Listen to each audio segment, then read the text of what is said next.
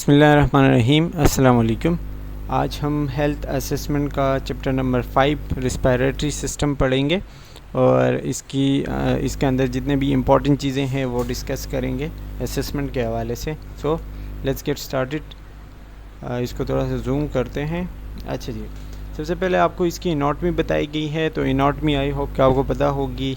लिखा हुआ है कि रिस्पायरेटरी स्ट्रक्चर जो है या रिस्पायरेटरी सिस्टम के अंदर जो चीज़ें आती हैं, ठीक है, वो है एयरवेज, लंग्स और कुछ बोनी थोरैक्स। बोनी थोरैक्स का मतलब ये कि हमारा जो चेस्ट वॉल है, ठीक है, उसके अंदर जो बोन्स है पीछे की तरफ से जो आए हुए हैं, ये सारा जो है बोनी थोरैक्स कहलाता है। और इसके अलावा कुछ रिस्पायरेटरी मसल्स है और एक सेंट्रल नर्वस सिस्टम है जहाँ से हमारा ब्रीदिंग रेट और रिस्पायरेटरी सिस्टम जो है वो कंट्रोल है। तो ये सारा सब कुछ जो है स्ट्रक्चर्स ऑफ रिस्पायरेटरी सिस्टम कहलाता है, ठीक है। और लिखा हुआ है work together to deliver oxygen. इसका मेन काम क्या है कि ऑक्सीजन बॉडी तक पहुंचाना और बॉडी से कार्बन डाइऑक्साइड या जो एक्स्ट्रा मटेरियल है, चीज़ें, ठीक है, जो वेस्ट प्रोडक्ट है वो in the form of, specially हम कार्बन डाइऑक्साइड के फॉर्म में निकालते हैं, तो ऑक्सीजन बॉडी को देना, कार्बन डाइऑक्साइड बाहर निकालना, ये है रिस्पायरेटरी सिस्टम का काम। इसको हम मेनली दो हिस्सों में डिवाइड करते हैं, एक है अपर एयरवेज, एक है लोअर एयरवेज, ठीक है। अपर एयरवेज में कौन कौन से ऑर्गन आते हैं? नेजोफेरिंग्स, जिसमें नोज़ है, ओरोफेरिंग्स माउथ वाला, ठीक है, लेरिंगोफेरिंग्स और लेरिंग्स। लेरिंग्स तक जो है मतलब नोज़ से या माउथ से लेके लेरिंग्स तक की आपका अपर रिस्पायरेटरी ट्रैक है। और लोअर रिस्पायरेटरी या लोअर एयरवेज जो है वो आपके लेरिंग से नीचे, ठीक है, ट्रैकिया और इस तरह ब्रोंकाई, लंग्स, अल्विलाई, ये सारी चीज़ें जो है आपके लोअर एयरवेज में आते हैं, जो कि यहाँ पे आपको वही लिखा हुआ है, कार्टिलेज वगैरह, ठीक है, और राइट ब्रोंकाई, लेफ़्ट ब्रोंकाई, ये सारी चीज़ें जो है वो आपके लोअर एयरवे में। तो अपर और लोअर एयरवे का आपको इसमें फ़र्क पता होना चाहिए। इसके बाद आता है लेरिंग्स। लेरिंग्स आपको पता है कि वोकल कॉर्ड्स होते हैं इसके अंदर और इसका मेन काम होता है वॉइस प्रोडक्शन करना, ठीक है। वॉइस प्रोडक्शन, आवाज़ जो है इसकी वजह से प्रोड्यूस होती है। It's the transition point between the upper and lower airways. Upper और लोअर एयरवेज जो है वो यहाँ पे मतलब लेरिंग्स के पार्ट पे एक दूसरे के साथ मिलती हैं। इसके ऊपर जो है एपिग्लॉटिस होता है। एपिग्लॉटिस आपको पता है कि इसके ऊपर मौजूद होता है, जो कि ट्रैकिया और लेरिंग्स को बंद कर देता है ताकि खाने का कुछ ज़र्रा या खाने की चीज़ें जो है वो हवा के नाली में ना जाए, मतलब ट्रैकिया में ना जाए, ठीक है, जो कि नहीं जाना चाहिए। एस्पायरिंग फूड लिखा हुआ है। एस्पायरिंग फूड वो होता है जो अक्सर ऐसा होता है कि बंदे को उल्टी आ रही होती है या कुछ होता है, तो जो स्टमक का कंटेंट होता है, ठीक है, वो ट्रैकिया में आ जाता है, तो उसको भी रोकने के लिए एपिग्लॉटिस होता है। यही एपिग्लॉटिस का काम है। अच्छा जी, ये आपको एपिग्लॉटिस और लेरिंग्स का थोड़ा बहुत वो बताया गया है, तो आप देख सकते हैं। फिर इसके बाद जो है लोअर एयरवेज में आपको ये दिखाया गया है कि लोअर एयरवेज में ट्रैकिया आता है, उसके बाद मेन स्ट्रीम ब्रोंकाई होती हैं, फिर लोअर ब्रोंकाई, फिर सेकेंडरी ब्रोंकाई और आखिर में जाके अल्वेलाई पे बात ख़त्म हो जाती हैं। यही जो है लोअर रिस्पायरेटरी में आते हैं। इसके बाद होते हैं लंग्स। लंग्स आपको पता है कि हमारे 2 लंग्स होते हैं और राइट लंग में जो है 3 लोब्स होते हैं। ये देखें 3 लोब्स, ठीक है, इम्पॉर्टेंट होता है। और अपर, मिडल एंड लोअर, मतलब ये कि अपर, मिडल और लोअर 3 लोब्स होते हैं, ठीक है। लेफ़्ट लंग जो है वो थोड़ा सा छोटा होता है और उसके अंदर 2 लोब्स होते हैं, अपर और लोअर, क्योंकि उसके साथ हार्ट भी होता है, ये आपको पता होगा।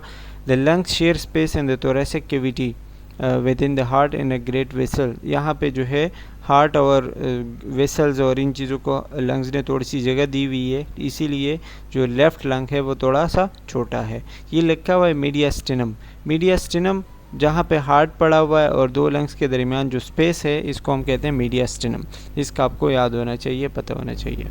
अच्छा, थोरैक्स। थोरैक्स जो है आपको पता है कि चेस्ट कैविटी को कहते हैं। इसमें हमारा क्लेविकल बोन होते हैं, स्टेर्नम होता है, स्केपुला होते हैं जो कि पीछे की तरफ होते हैं, 12 सेट्स ऑफ रिब्स होते हैं और 12 थोरैसिक वर्टेब्रा होते हैं। ये सारा सब कुछ मिलके हमारा थोरैक्स बनाते हैं, ठीक है। Respiratory muscles. रिस्पायरेटरी मसल जो है उसमें हमारा डायफ्राम आता है, हमारे इंटरकॉस्टल मसल्स आते हैं जो कि रिब्स के दरमियान में मौजूद होते हैं, ठीक है, प्राइमरी मसल्स और ये सारी चीज़ें, इसको हम रिस्पायरेटरी मसल्स कहते हैं। ये हमें इन्हेलेशन और एक्सहेलेशन में जो है हेल्प करते हैं। जब हम इन्हेलेशन करते हैं तो ये कंट्रैक्ट होते हैं, जब हम एक्सेलेशन करते हैं तो ये रिलैक्स हो जाते हैं। ये मसल्स और ये सारी चीज़ें, थोरैक्स और इनके अंदर जो मसल्स है वो याद होनी चाहिए आपको। अच्छा, यहाँ पे लिखा हुआ है प्लूरा। प्लूरा आपको पता है कि लंग्स के इर्द गिर्द जो लेयर होती हैं, ठीक है, जो कि लंग्स को प्रोटेक्ट करता है, दोनों लंग्स के इर्द गिर्द होती है, इसको हम कहते हैं प्लूरा। इन दोनों के बीच में जो है एक लिक्विड भी होता है जो कि फ्रैक्शन से बचाता है। लिक्विड जहाँ पे भी हो हमारे बॉडी के अंदर, उसका काम होता है फ्रैक्शन से बचाना, तो यहाँ पे भी सेम होता है।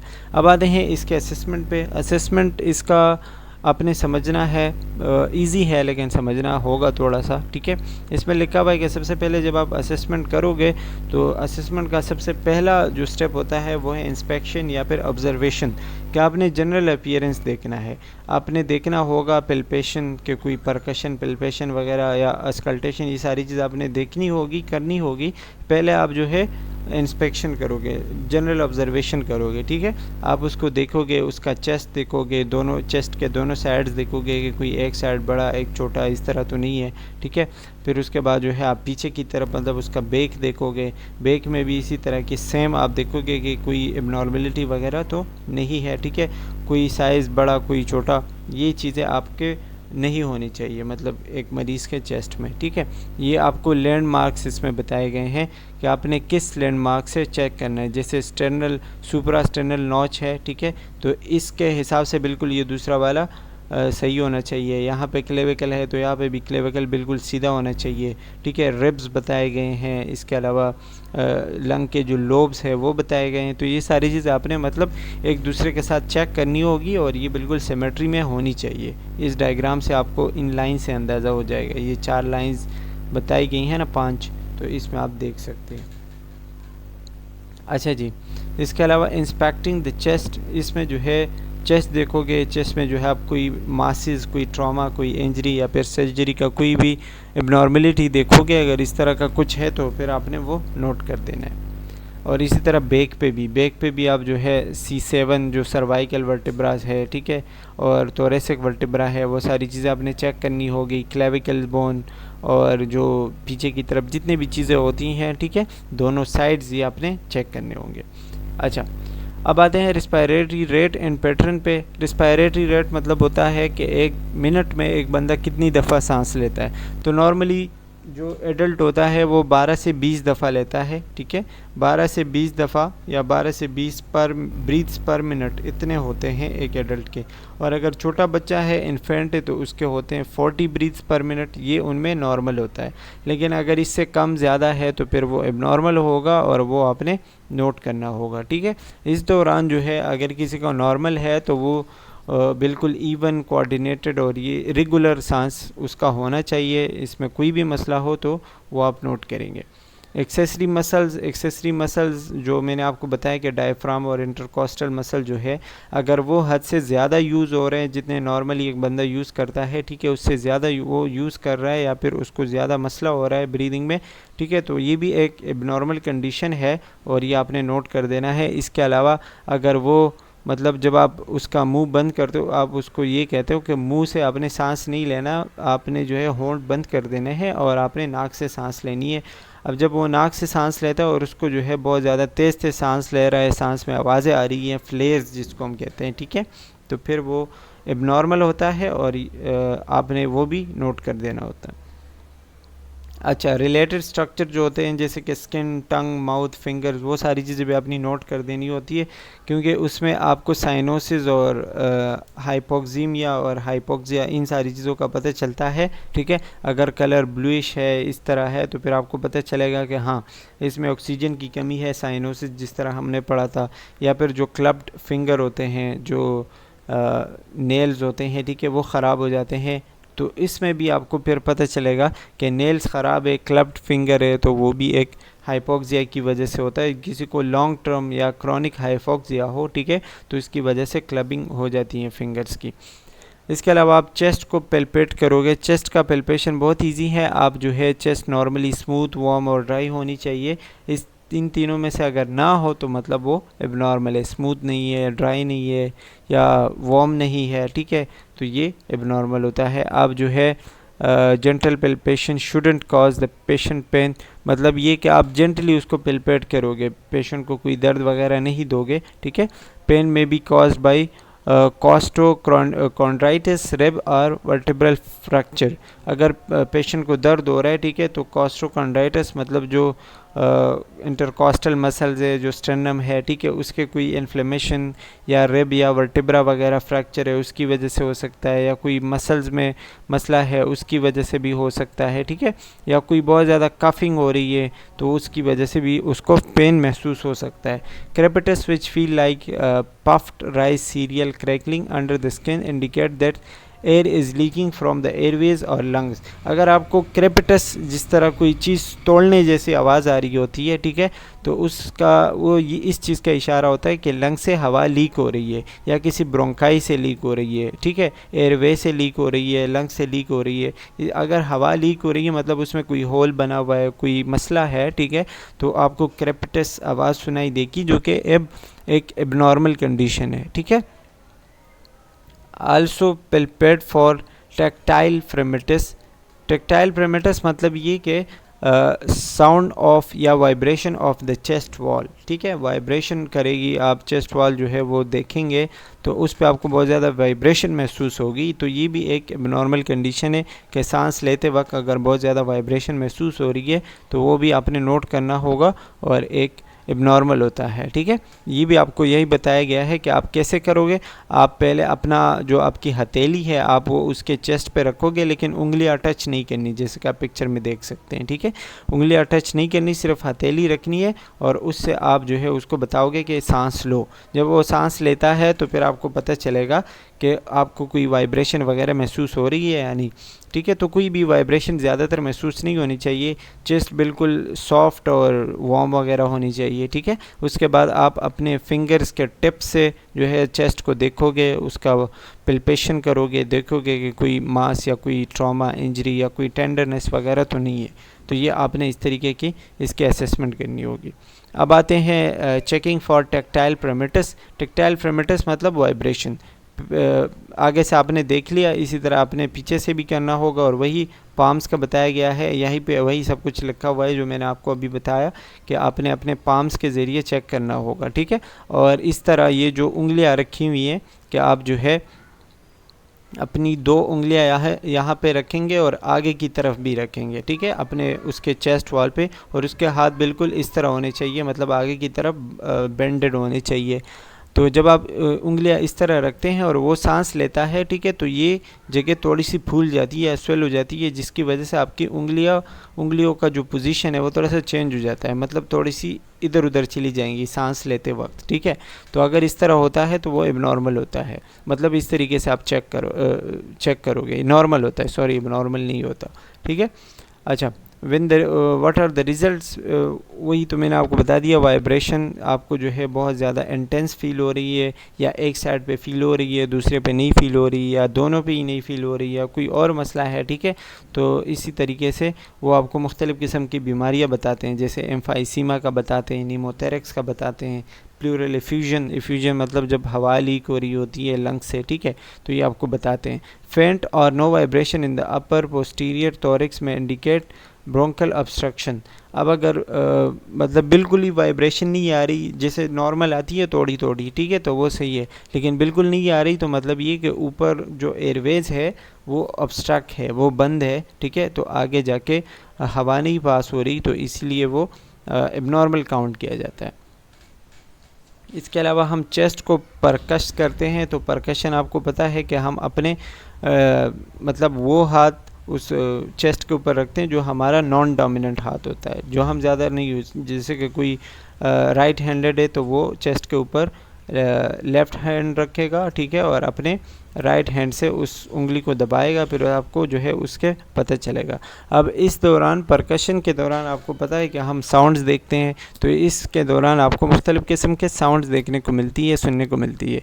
जैसे कि फ्लैट साउंड आपको आएगा। फ्लैट साउंड कैसा होता है? शॉर्ट होता है, थोड़ा सा सॉफ्ट और हाई पिच्ड होता है, ठीक है। और डल मतलब ये कि जैसे ही आप उसको टच करोगे उसी टाइम पे आपको महसूस, बाकी जो है वो उसी जगह पे ख़त्म, ठीक है, हॉलो या फिर रेजोनेंस सा साउंड नहीं होगा। इस तरीके के साउंड अगर आपको महसूस हो रहा है तो वो कंसोलिडेशन की वजह से, कंसोलिडेशन मतलब कि टिश्यूज़ ख़राब होने की वजह से, ठीक है, या फिर एटिलेक्टेसिस, एटिलेक्टेसिस भी जो है एक बीमारी है जिसमें लंग्स की शेप ख़राब हो जाती है, उसमें फ्लूइड वगैरह जमा होने लगता है जिस तरह निमोनिया होता है, ठीक है, तो उसी तरह एटिलेक्टेसिस में भी होता है। या फिर एक्सटेंसिव प्लूरल एफ्यूजन है, मतलब बहुत ज़्यादा मसला है, एयर लीक हो रहा है, ठीक है, तो उसकी वजह से आपको फ्लेट साउंड मिलेगा।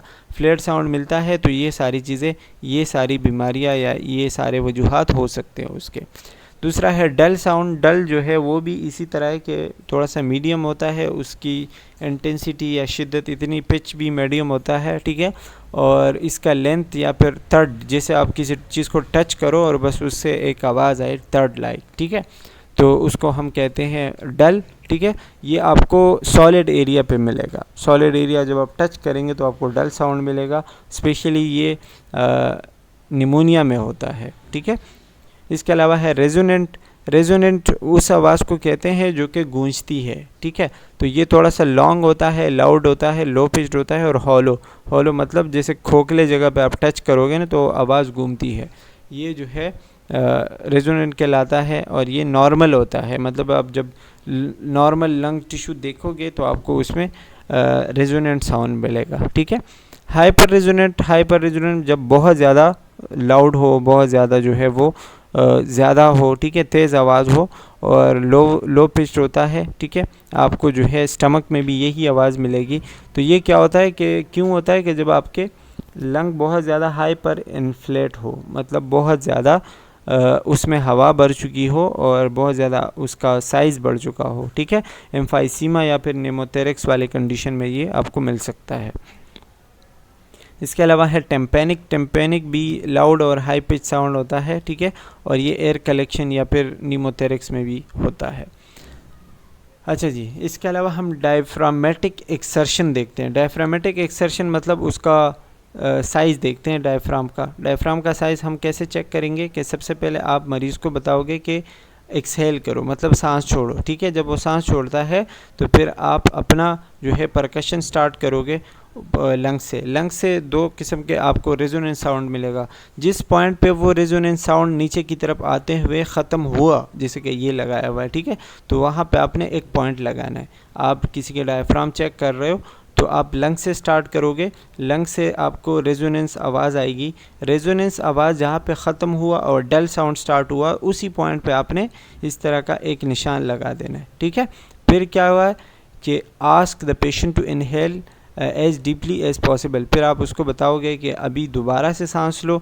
जब वो दोबारा से सांस लेता है, ठीक है, तो दोबारा आपने फिर, क्योंकि वो उसका साइज़ नीचे की तरफ आता है ना, जब वो दोबारा सांस लेता है तो नीचे की तरफ आता है, तो फिर से आपने परकश करना होगा और दोबारा से जहाँ पे आपको फील हुआ दोबारा से डायफ्राम, उसी पॉइंट पे भी आपने वो लगा देना होगा। अब यहाँ पे आपको आपके पास एक फ़ासला आ जाएगा जिसको आपने नोट करना होगा। नॉर्मली ये फ़ासला होता है 1.5 या 1.5 इंच से 2 इंच तक, ठीक है, जिसको हम सेंटीमीटर में 3 to 5 सेंटीमीटर लेते हैं, इतना होना चाहिए। इससे कम है या इससे ज़्यादा है तो फिर वो डायफ्राम के साइज़ में मसला होता है और एक एबनॉर्मल कंडीशन है। अच्छा जी, इसके अलावा हम चेस्ट को आस्कल्टेट करते हैं, मतलब सुनते हैं, ठीक है, तो आपको पता है कि जिस तरह हमारी जो मतलब एयर में हम सांस लेते हैं, ठीक है, तो वो एयर अंदर की तरफ मुख्तलिफ़ किस्म के अर्गन से गुज़र के जाती हैं, ठीक है। The sound produce by breathing changes as air move from larger airways to smaller airways. और जैसे ही मतलब ये लार्जर एयरवेज से स्मॉलर में जाती हैं तो उसकी आवाज़ भी चेंज हो जाती है, ठीक है, क्योंकि वो जो है पहले हॉलो ऑर्गन से, फिर रास्ते में कोई फ्लूइड, म्यूकस या नैरो एयरवेज होते हैं तो उस हिसाब से उसका साउंड चेंज हो जाता रहता है, ठीक है। और आप उसका जो है आवाज़, उसकी जो मुख्तलिफ़ किस्म की आवाज़ें होती हैं, आप हर जगह में रेस्पिरेटरी सिस्टम में आपको डिफरेंट आवाज़ें मिलेगी। ऐसा नहीं होगा कि पूरे रेस्पिरेटरी सिस्टम में आपको एक ही आवाज़ मिले जो कि नॉर्मल हो, ऐसा नहीं होता। जैसे कि लंग्स में आपको रेजोनेंस मिलेगा, ठीक है, डल आपको जो है थोड़ा सा ऊपर की तरफ मिलेगा जो कि सॉलिड एरियाज़ होते हैं, तो इस तरीके से आवाज़ें चेंज होती रहती है। अच्छा, ये लिखा हुआ है auscultation of this sound help you to determine condition of the alveoli and surrounding pleura. अब जब आप अस्कल्टेट करोगे तो उससे आपको मुख्तलिफ़ किस्म की बीमारियों का कंडीशंस का पता चल जाता है, और ये एक मतलब एक अच्छी चीज़ है कि आपको अस्कल्टेशन आनी चाहिए। Classify the E sound you hear according to its intensity. जिस तरह की आवाज़ होती हैं वो आपने नोट करना होगा, उसकी इंटेंसिटी, उसका लोकेशन, उसका पिच, उसका ड्यूरेशन कितने टाइम के लिए है, उसका कैरेक्टरिस्टिक, ये सारी चीज़ें आप नोट करोगे। उसके बाद आप किसी डिसीजन पे पहुंचोगे कि किस तरीके का जो है ये एक नॉर्मल साउंड है या फिर एबनॉर्मल है। अच्छा, आवाज़ को आप कैसे असेस करोगे? आवाज़ को जो है वोकल फ्रेमेटिस, वोकल फ्रेमेटिस मतलब ये कि आप देखोगे उसको, मरीज़ को बताओगे कि आप उसको कुछ वर्ड बताओगे कि आप बोलो, ठीक है। जब वो आवाज़ या वो वर्ड बोलता है तो उसके फिर आपने जो है वो उसका चेस्ट और उसको अस्कल्टेट करना होता है। 3 किस्म की मेन कॉमन आवाज़ें होती हैं जिसको आप बोलते हैं, ठीक है। एक होता है ब्रोंकोफोनी, एक होता है ईगोफोनी, और एक होता है विस्फर्ड पेक्टोरली क्यों, या ठीक है या विस्पर पेक्टोरली कह लो, ठीक है। ब्रोंकोफोनी क्या होता है? आस्क द पेशेंट टू से 99। आप मरीज़ को बताओगे कि 99 बोलो, मतलब इस तरह बोलो 99, बार बार इस तरह बोलते रहो, ठीक है। जब वो बोलता है तो फिर आपने उसके चेस्ट के ऊपर या लंग्स के ऊपर स्टेथोस्कोप रखना होता है, और वो आपने सुनना होता है कि जो कि जिस तरह की वाइब्रेशन आ रही है किस तरह है, ठीक है। Over normal lung tissue the sound words the word sound muffled, मतलब जब नॉर्मली टिश्यू होते हैं, ठीक है, तो वो आपको मिक्स आवाज़ मिलेगा, बस एक वाइब्रेशन सी मिलेगी, ठीक है। लेकिन अगर कोई एरिया ख़राब है, कंसोलिडेट है, ठीक है, तो वहाँ पे आपको वो आवाज़ बहुत ज़्यादा तेज़ सुनाई देगी, लाउड सुनाई देगी, ठीक है। तो इसको, इस कंडीशन को हम कहते हैं ब्रोंकोफोनी। दूसरा क्या है? ईगोफोनी। ईगोफोनी में हम मरीज़ को कहते हैं कि ई बोलो, मतलब ई इस तरह बोलते रहो, ई, ठीक है। अब आपको जो है नॉर्मल पे वही मिक्सअप, मतलब एक जस्ट एक वाइब्रेशन मिलेगी, लेकिन जब आप किसी कंसोलिडेट एरिया पे जाओगे, ख़राब टिश्यूज़ की तरफ जाओगे, फिर आपको वो ई नहीं मिलेगा बल्कि ए की तरह आपको आवाज़ आएगी, ठीक है। तो ये होता है ईगोफोनी। नंबर 3 है विस्पर्ड। विस्पर्ड में आपको मरीज़ को बोलना है 1 2 3, ठीक है, कि आप 1 2 3 बोलें। अब जब आप बोलेंगे 1 2 3 तो over normal lung tissue the normal will be almost indistinguishable, मतलब जब आप उसके फिर देखोगे, ठीक है, नॉर्मली, तो उसमें आप कोई फ़र्क नहीं कर पाओगे। जैसे 1 बोलता है या 2 बोलता है या 3, तो तीनों की आवाज़ आपको तकरीबन सेम आएगी। लेकिन अगर आप जो है उसको कोई मसला है या उसके टिश्यूज़ ख़राब है, तो आपको फिर वो आवाज़ एक तो लाउड सुनाई देगी, एक आपको क्लियर सुनाई देगी। कि 3 बोल रहा है तो आपको वहाँ पे पता चलेगा स्टेथोस्कोप में कि हाँ अब ये 2 से डिफरेंट है या 1 से डिफरेंट है, तो आपको डिफरेंस महसूस होगी, ठीक है। अगर नॉर्मल है तो आपको 1 2 3 में कोई भी डिफरेंस महसूस नहीं होगी। अच्छा, इसके अलावा location of normal breath sound, मतलब जो मुख्तलिफ़ किस्म के 4 ब्रीथ साउंड होते हैं, ठीक है। जिस तरह नॉर्मल हमारे लंग्स होते हैं तो 4 होते हैं, उसमें आपको मुख्तलिफ़ किस्म के बताए गए हैं। ये ट्रेकियल होता है, ट्रेकिया पे आपको अलग सा साउंड मिलता है, ठीक है। ब्रोंकल होता है, ब्रोंको वेजिकुलर होता है और वेजिकुलर होता है। वेजिकुलर वाला आपको लंग्स में मिलेगा, ठीक है। ब्रोंको वेजिकुलर जो है आपको ब्रोंकाई वगैरह में मिलेगा। ट्रेकिया ब्रोंकल आपको ब्रोंकाई के ऊपर मिलेगा। ट्रेकिया जो है वो आपको ट्रेकिया वाले एरिया में मिलेगा, ठीक है।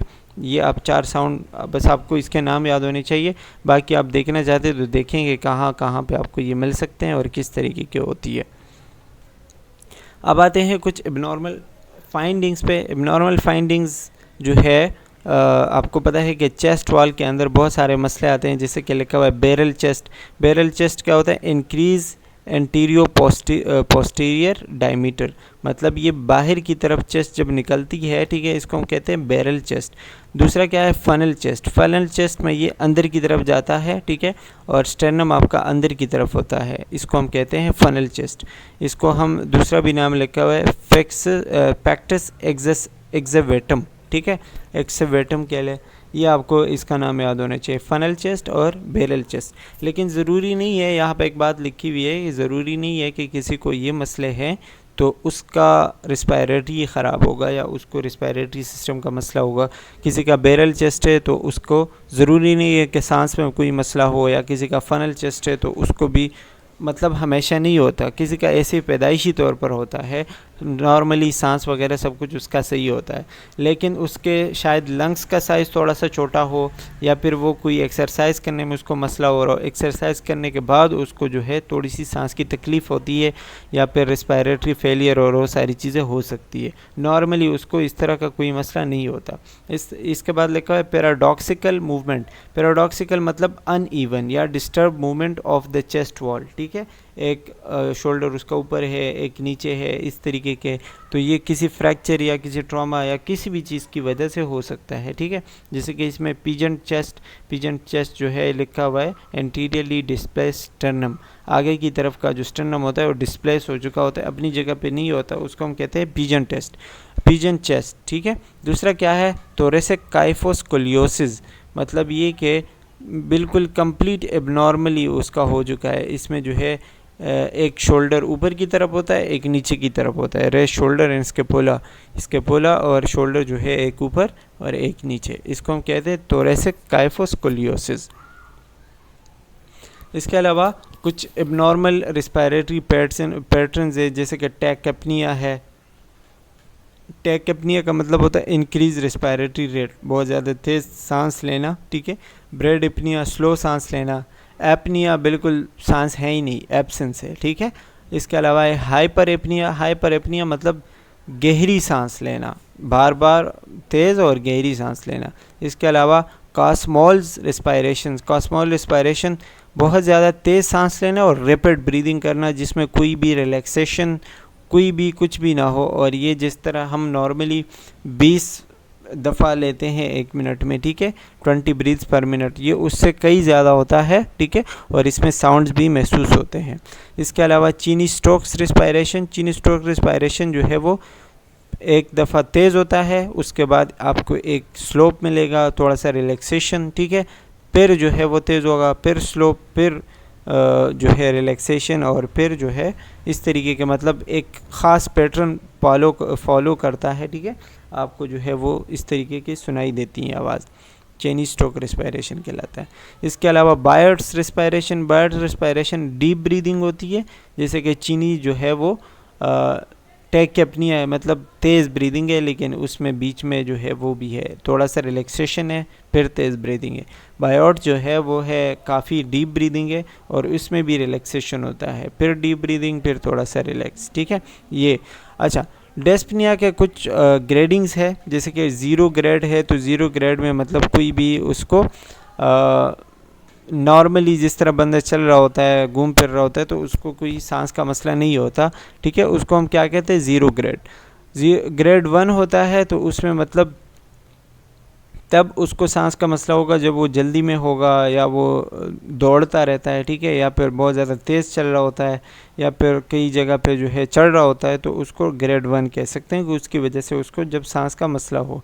ग्रेड 2 क्या होता है कि walk more slowly on a level path on the fever, मतलब अपने एज के लोगों से वो थोड़ा सा स्लो चलता है, जिस तरह नॉर्मली एक बंदा चलता है, ठीक है, तो वो उनसे स्लो चलता है, ये ग्रेड 2 होता है। ग्रेड 3 क्या होता है, stop to breathe after walking approximately 100 yards या 91 मीटर का फासला जब वो तय करता है या इतना वो चलता है, तो उसका सांस फूलने लगता है और उसको जो है मसले आने लगते हैं, ये ग्रेड 3 में होता है। ग्रेड 4 में क्या होता है कि उसको जो है घर से भी उससे बाहर नहीं जाया जाता, क्योंकि उसको शक होता है कि मैं बाहर जाऊंगा सांस फूल जाएगी, मसला हो जाएगा, उसको कपड़े चेंज करने तक भी जो है उसमें भी सांस का मसला होता है। तो इतना ये ग्रेड 4 मतलब ख़तरनाक होता है।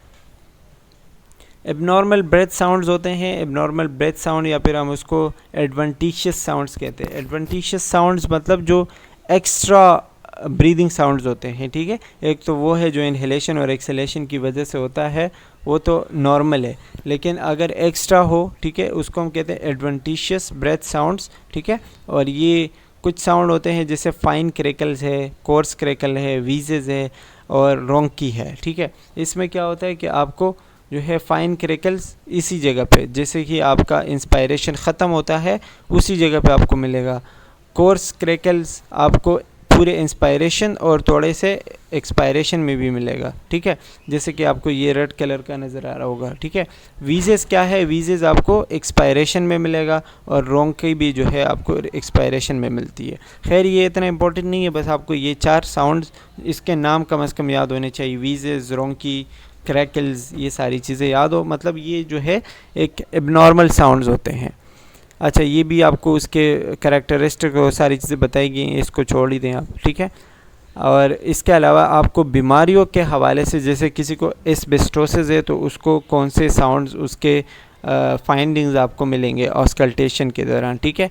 तो इसके आगे लिखा हुआ है bronchial breath sound in both lungs basis, high pitch crackle और ये सारी चीज़ें मिलेंगी। अस्थमा में जो है ब्रीथ साउंड बहुत कम होता है, अगर हो भी तो थोड़ा सा म्यूज़िकल होता है। एटेलेक्टेसिस जो है उसमें हाई पिच होता है, हॉलो जैसे गूम रहा होता है आवाज़, ठीक है। इसके अलावा ब्रोंकिस्टेसिस है तो उसमें प्रोफ्यूज या फिर लो पिच क्रैकल होते हैं, ठीक है, जो कि मिड इंस्पायरेशन मतलब सांस के बीच में आपको वो मिलेगी। कॉपडी में जो है लो पिच्ड, और ये वैसे इंपॉर्टेंट है, कॉपडी का पूछा जा सकता है। डिमिनिश मतलब ये कि थोड़े से टाइम के लिए हो फिर जाके ख़त्म होता है, ठीक है, लो पिच्ड होता है। और इसके अलावा वीजेस वगैरह इस तरीके की आवाज़ें आपको मिलती है। प्लूरल एफ्यूजन में एब्सेंट होता है। खैर ये इतना वो नहीं है, बस एक नज़र देख लीजिएगा ख़ुद ही। और that's all about respiratory system और उसका असेसमेंट। आई होप कि क्लियर हो चुका होगा, ज़्यादा मुश्किल नहीं है, बस आपको उसकी थोड़ी बहुत एनाटॉमी और जो बेसिक असेसमेंट्स है वो याद होनी चाहिए। Thank you for watching, take care, bye bye. अच्छा ये अपडेट